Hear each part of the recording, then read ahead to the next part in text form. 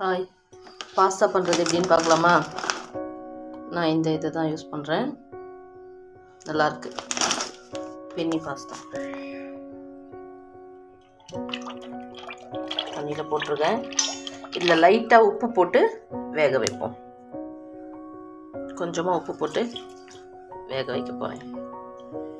இது நல்லா வேக வைக்கிறேன். வேகட்டும்.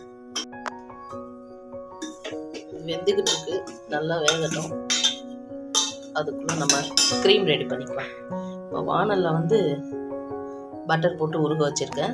இதில் ஒரு 5-6 பல்லு பூண்டை பொடியாக நறுக்கி போட போகிறோம். இது லேசாக, ரொம்ப பொரியணும்னு இல்லை, அந்த பச்சை வாசனை அப்படியே இருக்கணும். பூண்டு வாசனை லேசாக பொரியுது. பொரியும் போது 1 ஸ்பூன் மைதாவை போட்டு இந்த பட்டர்லேயே வதக்கிட வேண்டியது தான். இந்த மைதா மாவு பொரியிற அளவுக்கு. ஓகே, பொரியாச்சு. இப்போது இதில் நான் பசும்பால் வச்சுருக்கேன்.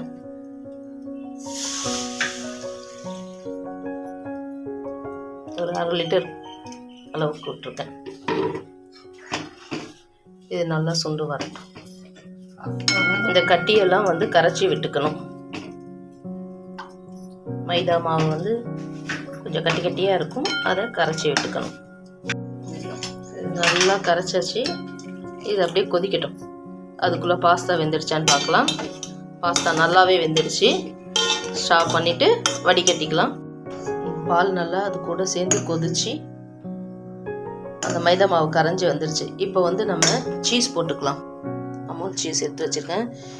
இந்த ஒரு இது போதும். அந்த ஒரு கட்டி சீஸ் போட்டு கொதிச்சிட்ருக்கு. இப்போ பார்க்க தண்ணியாக தான் இருக்கும், ஆனால் ஆறும்போது பார்த்திங்கன்னா நல்லா கெட்டியாகிடும். இந்த அளவுக்கு இருந்தாலே போதும். இன்னும் ஒரு கட்டி சீஸ் துருவி வச்சுருக்கேன். இதை கடைசியாக போடுவோம். இப்போ இதில் oregano powder, 2 oregano powder, 1 chilli flakes இதில் சேர்க்க போகிறோம். தேவையான அளவு கொஞ்சமாக உப்பு போட்டால் போதும். ஏன்னா இதில் போட்டு வேக வச்சுருக்கோம், அதனால் இதில் கொஞ்சமாக போட்டால் போதும். நல்லா கொதிச்சு வருது. ஆரிகானோ போடுறேன், சில்லி ஃப்ளேக்ஸ் போடுறேன்.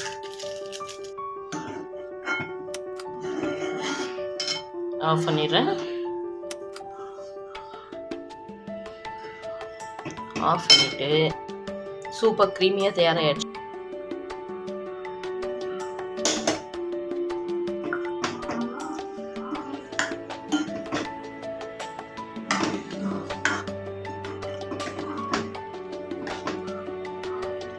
ஒயிட் க்ரீமி பாஸ்தா தயார்.